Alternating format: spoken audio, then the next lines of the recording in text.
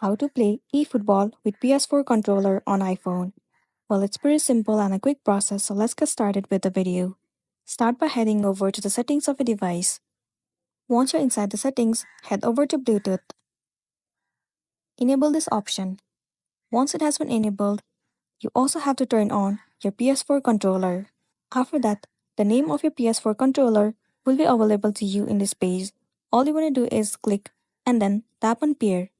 Once your controller has been paired on a device, the next thing you want to do is simply move into your application eFootball. After that, move into settings and then move into controller. Over there, you will be able to see your PS4 controller. All you gotta do is click on connect. After that, you will be able to play your eFootball with the help of your PS4 controller.